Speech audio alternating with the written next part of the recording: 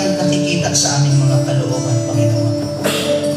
Langin namin, Lord, na patuloy niyo pong pagpalain ang aming pakikinig ng iyong salita na kagaya ng isang libadura, O Diyos, ito po ay magiging effective sa aming pong mga puso dahil sabi mo nga sa amin, sabi ng iyong salita, pagkatapos na ang ulan ay pumatak sa lupa, hindi ito bumabalik sa langit na walang nagagawa, bagkos ano man ang ninanais ng iyong salita ay mapangyari mo, Panginoon. Kaya Lord, inaangkin po namin na ano man ang nais mo sa aming mga buhay dahil sa iyong mga salitang sinasabi sa amin, mga salitang pahatid mo sa amin. Kami, ang amin pong mga buhay ay patuloy na mahubog, patuloy na matransform, patuloy na malinis hanggang sa kami ay maging kamukha at sa kabanalan at katuwiran ng Panginoong Hesus. At Lord God, pagpalain niyo rin po, Panginoon, ang amin pong mga needs. Tanging sa iyo lamang po kami nagtitiwala, O Lord God. At sabi niyo nga po, walang taong nagtitiwala sa iyo na mapapahiya, bagkos mapangyari lang ayon sa aming paniniwala. Kaya Lord, sa iyo po namin hinahabilin ang mga susunod na sandali at inaangkin ng tagumpay sa matamis na pangalan ni Jesus. Amen. Amen.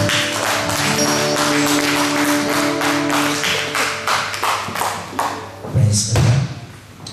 Mukhang DJ ako ngayon. Isa natin ating Bible sa Gospel according to St. Matthew chapter 13 verse 33.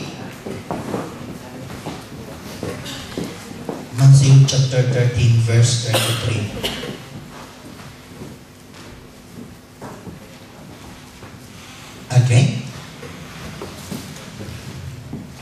Matthew chapter 13 verse 33. Another parable he spoke to them. The kingdom of heaven is like leaven, which a woman took and hid in 3 measures of meal till it was all leavened. The word of the Lord. Pwede na po tayo magsibo. Salamat sa mga palakpak mo para sa Lord. Isang pinagpalang hapon po sa inyong lahat. Salamat din po sa mga sumasagot ulit. Okay, ano nga po yung topic natin last week? Okay, parable of the hidden treasure. Medyo kapag treasure, medyo madaling maalala. Okay, so when the Lord likened the kingdom of heaven into a leaven, ang leaven or yeast is libadura, what comes into your mind? Ano po mapasok nyo? Okay, pampaalsa, ano ba? Kasalanan, binigyan mo? Okay, kasalanan. Because Jesus Christ is the unleavened bread, the symbol of the unleavened bread. Walang kasalanan. Siya nga yung Passover bread. Okay, ano ba? Yun lang po mapasok nyo, umaalsa, kasalanan. Sirit na? Pabilis naman magsirit eh. Pampausbong, okay? Ano ba? Sirit na nga. Okay, or what are the good attributes of a leaven? Ano ba ang magandang attribute, characteristics ng isang libadura? Ano ba, Bisaya ng libadura? Tama ba ako? No? Parang kayo ang Bisaya. Basta, pampaalsa, pampalasa, mukhang hindi ata ginagamit yung libadura sa pampalasa. Although, mayroon itong contribution sa magiging lasa. Hindi, ang main papel niya is hindi pampalasa, pero mayroon siyang contribution sa magiging lasa ng tinapay.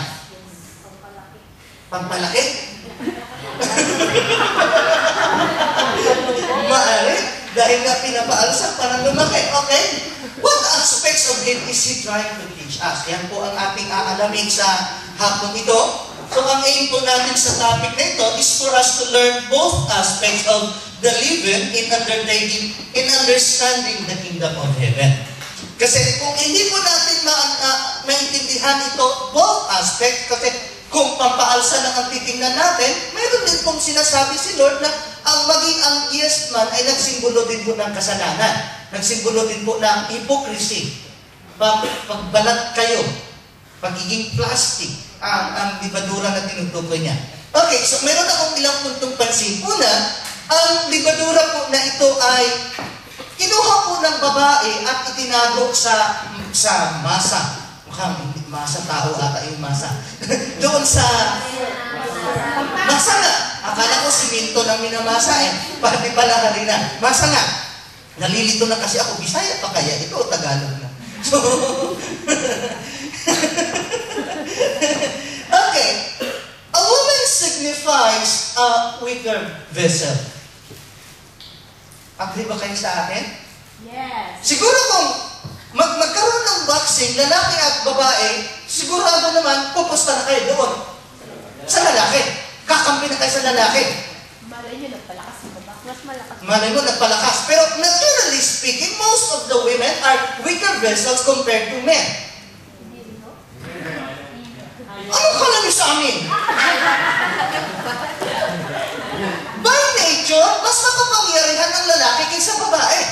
Maging ang Biblia man, tinatawag po niya ang babae as weaker vessel.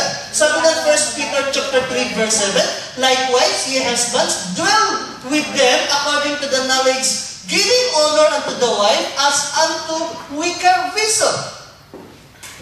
Bakit kasi? And as being heirs together of the grace of God, that your prayers may not be hindered. So, tinuturing ng Bible na ang mga babae po ay weaker vessel. Kaya huwag yung pilitin na kayo yung haligi ng tahanan. Pwede ba?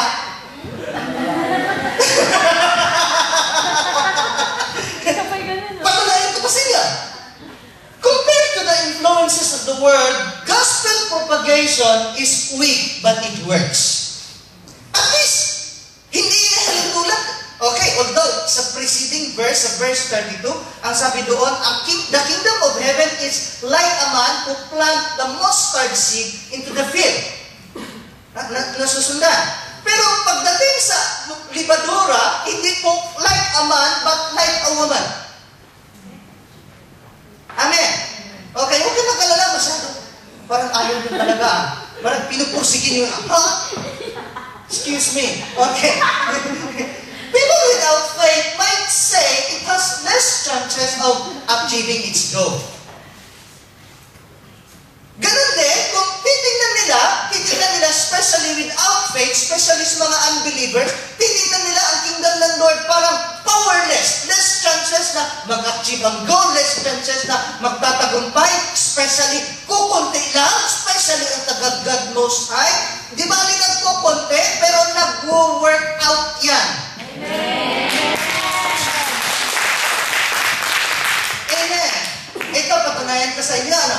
Sa 1 Corinthians chapter 14, verse 34, ito po ay sa old tradition, let your women keep silent in the churches, for they are not permitted to speak, but they are to be submissive, as the law always says.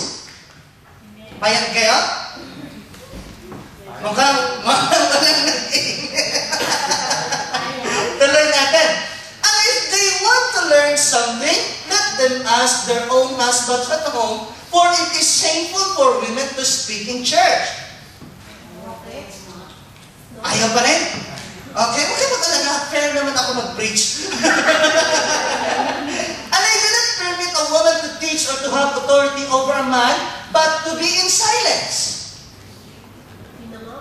Sige na nga, sabi ng Bible yan. Pero sa totoo lang, kaya lang naman minsan humahaba at nagiging worse yung arguments kasi nagpapaligsahan ba kung sino yung mas powerful, sino yung mas high authority. Don't worry, Old Testament yan or Old Tradition yan. Kaya ko lang sinasabi yan, even in this country, women was just given equal opportunity lately. Amen ba? Ito, Sister Rose, press pa niya yung live in the UK test, maging si Brother Mel, and the rest na maging dito sa England, dati-dati, hindi binibigyan ng equal